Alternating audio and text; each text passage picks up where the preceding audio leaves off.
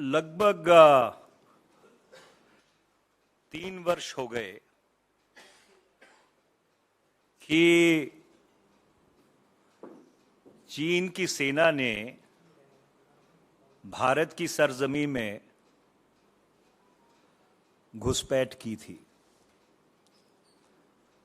सबसे पहले तो हम भारतीय सेना की सराहना करना चाहते हैं, जिन्होंने पिछले 3 वर्ष से बहुत ही हिम्मत के साथ, हौसले के साथ चीन की सेना का मुकाबला किया, पर और उनको कई बार खदेड़ा भी। लेकिन कुछ बुनियादी सवाल अभी भी इतने वर्ष बाद एक चिंता का विषय बने हुए हैं और जिसका सरकार की तरफ से पिछले 35 महीनों में कोई जवाब नहीं आया कि आखिर इतने व्यापक स्तर के ऊपर,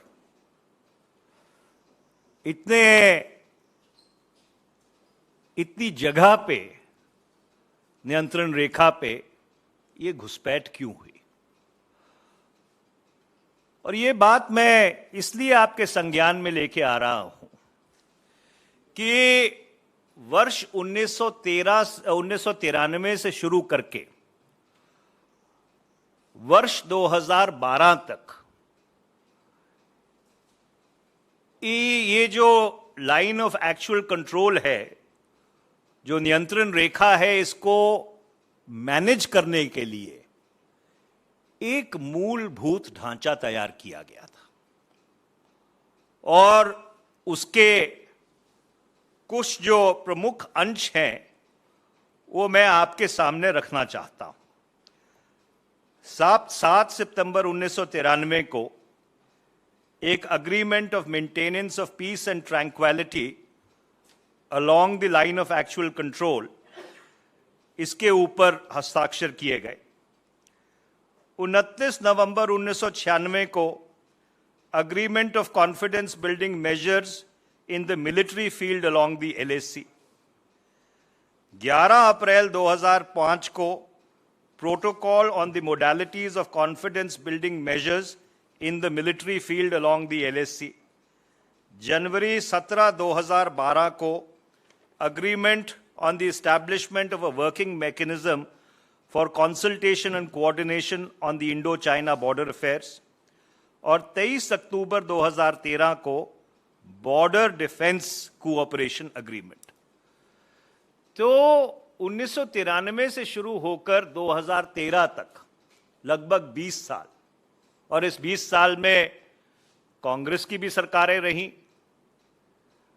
यूनाइटेड फ्रंट की भी सरकारें रहीं, एनडीए भाजपा की भी सरकार रही, पर ये एक मूलभूत ढांचा तैयार किया गया जिससे कि जो नियंत्रण रेखा है, क्योंकि वो अनडिमार्केटेड है, अनडिलिनिएटेड है, उसके ऊपर किसी भी तरह का कोई तनाव पैदा ना हो। और इसके बावजूद आज भी हमारे 50-60 हजार सैनिक लाइन ऑफ एक्चुअल कंट्रोल के ऊपर तैनात है। और ये बुनियादी सवाल इसलिए उत्पन्न होता है क्योंकि प्रधानमंत्री श्री नरेंद्र मोदी 2013 से लेके अब तक 19 बार राष्ट्रपति शी जिनपिंग से मिले। 5 बार प्रधानमंत्री चीन गए।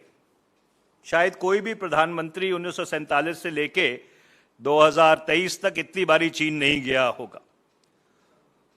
और इसके अलावा वुहान में 2018 में, मामलापुरम में 2019 में ये इनफॉर्मल समिट हुए। और इस सब के बावजूद 2014 में चुमुर हुआ, 2017 में डोकलम हुआ, 2020 में गलवान हुआ और दिसंबर 2022 में तवांग में जो यांगटीज दरिया है वहां पर आपस में झड़प हुई। तो ये जो सारी घटनाएं हैं ये भारत चीन रिश्तों का एक नया मील पत्थर बन गई है। तो एक तरफ तो ये घुसपैठ है और दूसरी तरफ अगर आप देखें चीन से जो भारत का व्यापार है वर्ष 2000 से लेकर 2022 तक ये बहुत तेजी से बढ़ा। वर्ष 2022 में चीन से हमने 136 बिलियन डॉलर का इंपोर्ट किया। टोटल ट्रेड थी 136 बिलियन डॉलर, 119 बिलियन डॉलर का हमने इंपोर्ट किया और 17.5 डॉलर का सिर्फ बिलियन डॉलर्स का एक्सपोर्ट किया। तो जो भारत का ट्रेड डेफिसिट है जिसमें चीन को फायदा मिलता है वो आज 100 बिलियन यूएस डॉलर से ज्यादा है।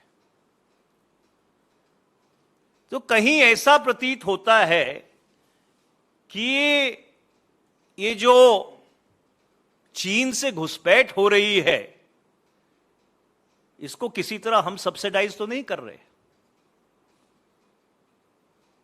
क्योंकि ये कहना कि हमने कॉन्फ्लिक्ट और कॉमर्स को डीहाइफनेट कर दिया है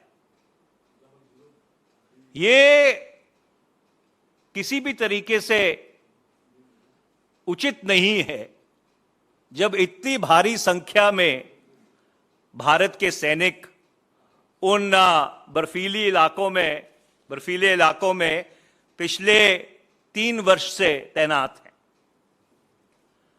अब आपको याद होगा जून 2020 में जब गलवान की दुर्भाग्यपूर्ण घटना हुई और हमारे कई जवान और अफसर वीरगति को प्राप्त हो गए, तो प्रधानमंत्री श्री नरेंद्र मोदी ने यह कहा कि भारत की सरजमीन में किसी भी तरह की कोई घुसपैठ नहीं हुई। अब दिसंबर 2022 में जब डीजीपी और आईजीपी की कॉन्फ्रेंस होती है तो वहां पे एक पेपर प्रस्तुत किया जाता है। जो एसएसपी लद्दाख हैं उनकी तरफ से उस डीजीपी आईजीपी की कॉन्फ्रेंस में आपके बॉर्डर मैनेजमेंट को लेकर security issues pertaining to unfenced border, उस पेपर का नाम है, वो प्रस्तुत किया जाता है। और मैं उसका एक पैरा सिर्फ आपको पढ़ के सुनाना चाहता हूं, क्योंकि ये अधिकृत तौर से जो उस इलाके की एसएसपी हैं, ये उनकी तरफ से औपचारिक तौर पर जो शीर्ष स्तर की पुलिस की कॉन्फ्रेंस है उसमें ये पेपर रखा गया। उसमें ये लिखा गया है कि presently they are 65 patrolling points starting from Karakoram pass to Chumar, which are to be patrolled regularly by the Indian security forces. Out of these 65 patrolling points, our presence is lost in 26 patrolling points, that is patrolling points number 5 to 17, 24 to 32, 37, 51, 52, and 62, due to restrictive or no patrolling by the Indian security forces. Later on, China forces us to accept the fact that as such, areas have not seen the presence of the ISF or civilians since long. The Chinese were present in these areas. This leads to a shift in the border under control of the Indian security forces towards the Indian side, and a buffer zone is created in all such pockets which ultimately leads to a loss of control over these areas by India. This tactic of PLA to grab land inch by inch is known as salami slicing. अब ये किसी विपक्ष के सांसद या नेता का आरोप नहीं है, ये एक जिम्मेवार पुलिस अधिकारी जो उस इलाके में तैनात है, वहां की सुरक्षा की जिम्मेवारी उनके पास है, उन्होंने अधिकृत तौर पर यह बात एक लिखित रूप में डीजीपी और आईजीपी की कॉन्फ्रेंस के सामने रखी। तो ये बात एक विरोधाभास है। या तो जो प्रधानमंत्री जी कह रहे हैं वो सही है कि भारत की सरजमीन में कोई घुसपैठ नहीं हुई, या ये जो कागज, ये जो पेपर अधिकृत तौर से, औपचारिक तौर से पेश किया गया है, ये पेपर सही है, क्योंकि यही वो 2000 किलोमीटर हैं जिसके बारे में निरंतर और लगातार ये बात उठती आई है कि ये 2000 किलोमीटर जो भारत की सरजमीन है, we have lost to China.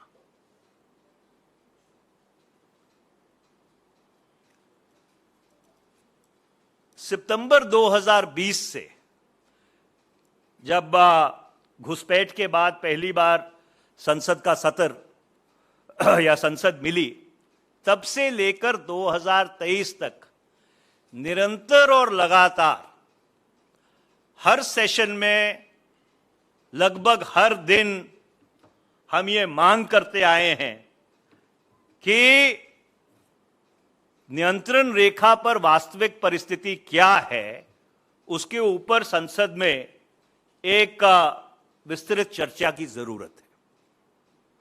विस्तृत चर्चा तो छोड़ो, अगर आप चीन पे सवाल भी लगाओ तो वो राष्ट्रीय सुरक्षा के नाम पे एडमिट नहीं किए जाते।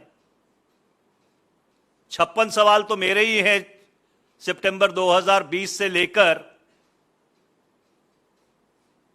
ये फरवरी मार्च 2023 तक, जिनको एक वो रूल है 41 समथिंग, उसके तहत सिरे से खारिज कर दिया गया।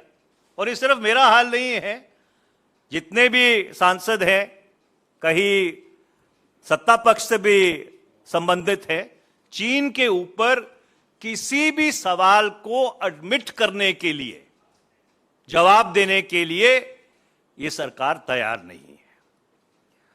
और ये बात और गंभीर इसलिए हो जाती है क्योंकि हाल ही में चर्चा है कि चीन और भूटान के बीच जो सरहद को लेकर वार्तालाप है वो एक बहुत एडवांस स्टेज पे है। भूटान के जो राजा हैं वो हाल ही में भारत आए हुए थे, शायद अभी भी भारत में हैं, और उन्होंने अपनी तरफ से आश्वासन तो दिया है, पर ये चिंता सभी को है कि डोकलम घाटी को लेके ऐसा कोई समझौता ना हो जाए जिससे भारत की जो सामरिक सुरक्षा है उसके ऊपर सीधा सीधा असर पड़े। और इसीलिए हम आपसे, आपके माध्यम से सरकार से ये मांग करना चाहते हैं कि 18 राउंड जून 2020 से लेकर अब तक मिलिट्री टू मिलिट्री टॉक्स हुई हैं।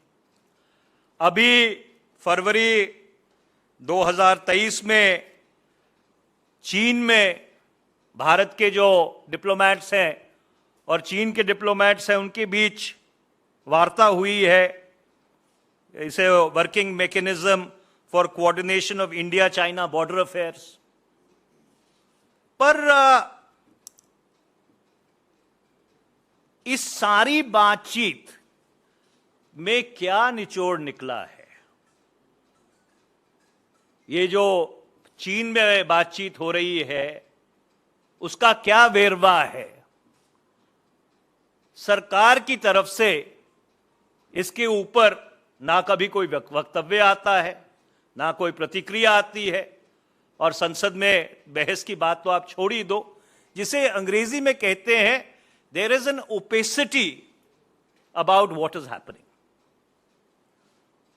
और इसीलिए एक जिम्मेदार विपक्ष होने के नाते हम सरकार से ये मांग करते हैं कि एक ऑल पार्टी मीटिंग बुलाई जाए, लीडर्स के स्तर पर मीटिंग बुलाई जाए, और भारत और चीन, क्योंकि संसद चल नहीं रही है, नहीं तो बेहतर यह रहता कि संसद में इसके ऊपर चर्चा होती।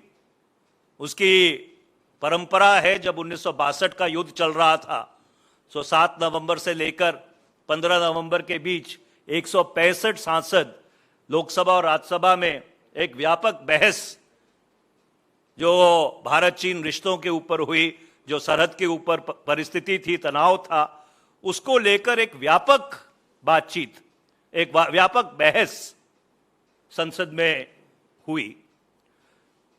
तो इसलिए आज हम ये मांग करना चाहते हैं, क्योंकि 3 वर्ष हो गए जब से ये स्टैंड ऑफ शुरू हुआ है, कि एक ऑल पार्टी मीटिंग बुलाकर सारे विपक्ष को भरोसे में लेके, कॉन्फिडेंस में लेकर विस्तार पूर्वक सरकार को यह बताना चाहिए कि पिछले 3 वर्ष का जो घटनाक्रम है उसका वेरवा क्या है, और ये जो ऑनगोइंग नेगोशिएशंस हैं इसका एक सार, एक समरी सरकार को विपक्ष के जो शीर्ष नेतृत्व है उसके समक्ष रखनी चाहिए। If you want to repeat in English, I can do it, otherwise we can leave it here.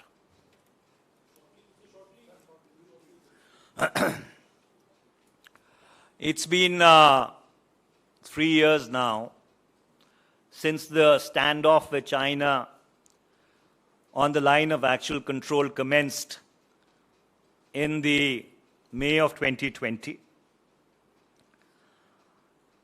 And first of all, we would like to place on record our highest appreciation for the Indian Armed Forces, which have not only ensured that intrusions from China are checked, but have also repudiated and repulsed the Chinese on a number of occasions. However, there are certain fundamental questions which still remain unanswered.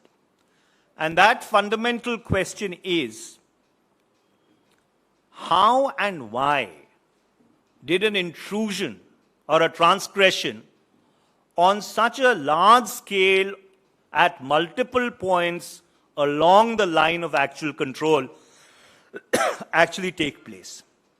And the reason why this question becomes germane is because from 1993 till 2013, a number of agreements were put in place and an entire architecture was constructed in order to manage an undemarcated and undelineated border with China. This question also becomes all the more relevant as to why an intrusion on such a large scale happened, is because the Prime Minister of India, Shri Narendra Modi, has interacted with President Xi Jinping since 2014, a record 19 times.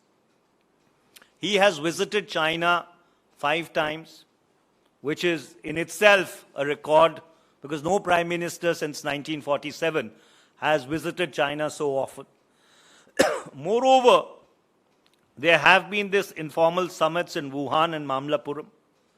And notwithstanding this continuous interaction, you had Chumar in 2014, you had Doklam in 2017, you had Galwan in 2020, you had the Yangtze River incident in the December of 2022.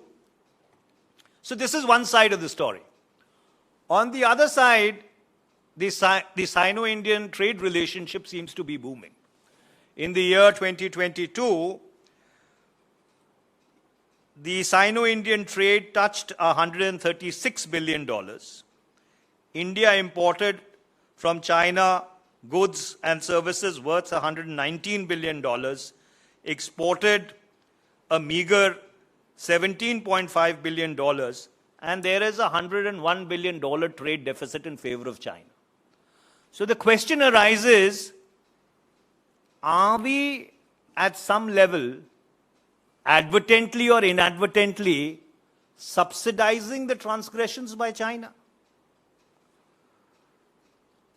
This becomes even more important because after the unfortunate incident in Galwan in June 2020, when we lost officers and men of the Indian Army, the Prime Minister went on record in an all-party meeting to say that there hasn't been any Chinese transgression on Indian territory.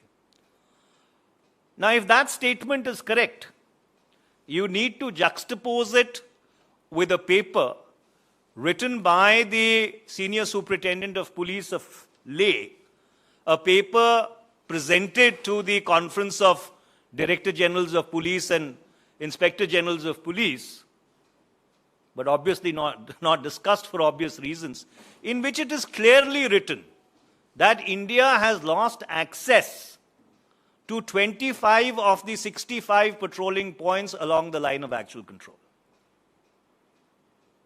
Now, if this assertion made by a responsible police officer is correct, this is those 2,000 kilometers which the opposition says are the butt of Chinese transgression. And obviously, if we are not patrolling it, then we do not have access or control to it. This becomes even more germane because you have the Bhutan-China boundary negotiations going on. Though the Bhutanese king has assured India that Indian concerns and sensitivities would be taken on board, but the question still remains that whether our sensitivities, Kwe Doklam, which overlooks our chicken neck in the northeast, will be fully taken care of or not. There have been 18 military-to-military talks between the Indian Army and the People's Liberation Army. There has been a meeting of the Joint Working Group which manages the border in the February of 2022. But there's a complete opacity. Government is completely unwilling to countenance any discussion on China. Despite repeated efforts in September 2020, government has stonewalled any discussion in Parliament on China. And it's been taken to an extent whereby even questions asked with regard to the border transgressions are not entertained.